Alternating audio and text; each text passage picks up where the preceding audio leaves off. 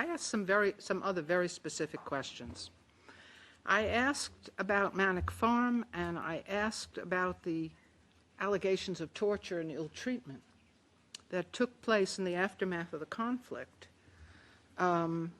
with allegedly of camp residents, and that allegedly by the CID, the Criminal Investigation Department, and the TID, the Terrorist Investigation Department. This was part of our review in 2011, and it seems to have been overlooked. And I specifically asked for information from any member of the delegation, but I addressed my comments to one member of the delegation, Mr. Sisira Mendis, who was with us yesterday and today, but who hasn't spoken. Now, Mr. Mendis, I said you were, as far as I knew, responsible for supervising the work of the CID and TID during the immediate aftermath of the conflict when you were serving as Deputy Inspector General of the Police. And I specifically asked you yesterday, the web is now up, by the way, for anybody who's looking for yesterday's review, it's now up on the web, on the UN website, webtv.un.org. I asked if you could share any information with us about the conduct of interrogations that took place at Manic Farm and at Vivunia Hospital. I cited the information from the Secretary General's panel of experts about cases of torture perpetrated by CID and TID during the interrogations at both locations.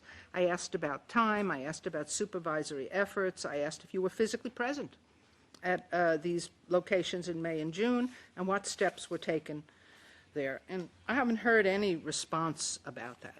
Since yesterday, the internet seems to have exploded, and Reporters Without Borders, Journalists for Democracy in Sri Lanka, the International Truth and Justice Project, and others have been writing about you, Mr. Mendis. And they say that you indeed oversaw the CID and TID. And in fact, I don't need them to tell me that, because I have the High Commissioner's Office's report, the OISL report, which in paragraph 134 says that the CID is primarily responsible for investigating services and organized crimes, but also counterterrorism activities, and it talks about the so-called fourth floor at police headquarters in Colombo, which it says, and I quote, is particularly notorious as a place where many detainees are taken for interrogation. And then it says, in April 2009, the Deputy Inspector General of the CID was Sisira Mendis, unquote. In paragraph 553 of the OISL report, it tells us that the commonly used centers, such as the Joseph Military Camp in Vivunia and the CID fourth floor in Colombo, quote, had rooms that were set up with torture equipment, illustrating the premeditated and systematic nature of the use of torture by units of the Sri Lankan security forces, unquote. And then they describe some of that equipment in detail, and it's quite arresting, quite grim. So, Mr. Mendis, it's very unusual for this committee to have a person who's had the experiences you have before us. You're now Chief of National Intelligence in the Ministry of Defense. You had command responsibility for the CID and TID at that time. Can you elaborate for us specifically how you interacted with military intelligence? Can you tell us whether you or officers under your responsibility jointly interrogated persons deprived of liberty together with military officers, or together with members of the TID, which were co-located there? Do you have any information about Vivunia Hospital?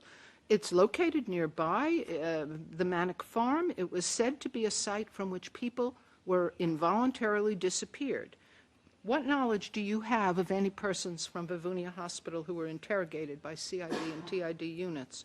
Was there a registry kept, a database on this? Is it available?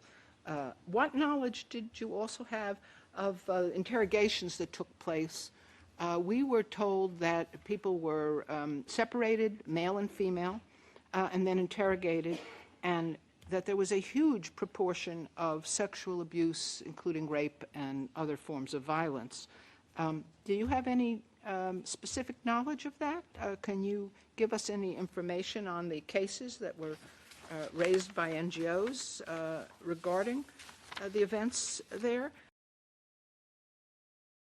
Thank you very much, Mr. Attorney General. We thank you for the replies provided.